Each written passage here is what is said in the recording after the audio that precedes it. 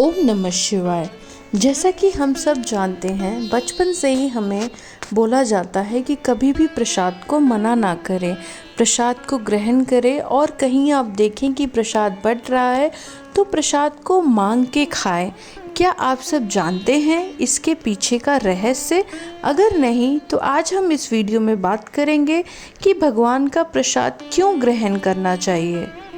हिंदू सनातन धर्म में भगवान को नैवेद्य अर्पित करके उसे प्रसाद रूप में खाने का प्रचलन है।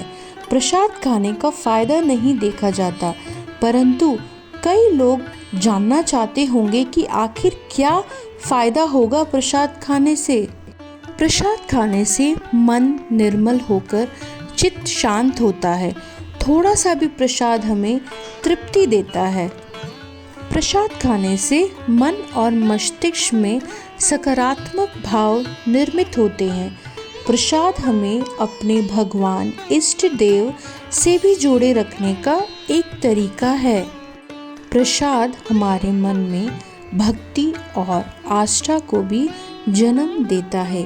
प्रसाद खाने से हमें बांटने का अनुभव होता है और सुख प्राप्त होता है कि किसी भी वस्तु को, भोजन को अगर हम बांट के खाएं तो उसका सुख कितना ही अति उत्तम मिलता है।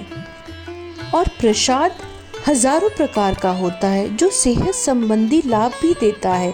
प्रसाद हमें निरोगी बनाता है क्योंकि इसमें सभी पोषक तत्व मौजूद होते हैं। जैसे हमारे छठ के ठेकुए का प्रसाद सभी तरीके का पोषक तत्व से भरपूर रहता है। पंचामृत प्रसाद, चरणामृत का प्रसाद, गुड़, चने, चिरौंजी, नारियल और तुलसी मिला अन्य व्यंजन रोग मिटाते हैं।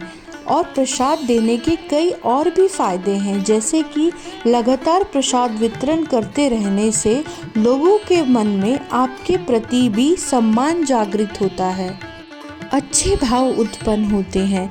इससे किसी के भी मन में आपके प्रति राग द्वेष नहीं पनपता और आपके मन में भी सभी के प्रति प्रेम रहता है।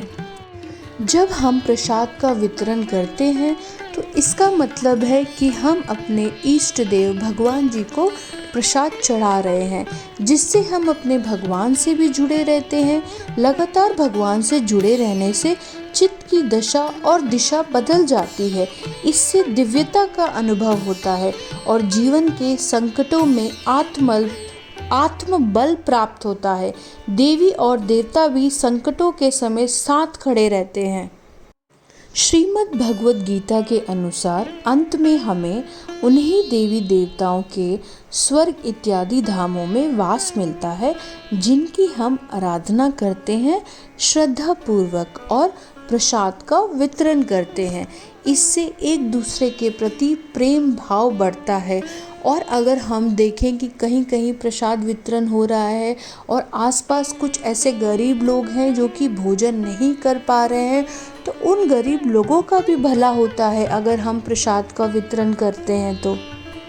श्रीमद् भगवद गीता में भगवान श्री कृष्ण अर्जुन के माध्यम से हमें ये भी बताते हैं कि देवी देवताओं के धाम जाने के बाद फिर पुनः जन्म होता है, अर्थात देवी देवताओं का भजन करने से, उनका प्रसाद खाने से और उनके धाम तक पहुँचने पर भी जन्म मृत्यु का चक्र खत्म नहीं होता। इसलिए हमें जितना हो सके एक मनुष्य को दूसरे मनुष्य के प्रति प्यार, मोहब्बत, करुणा की भावना रखनी चाहिए।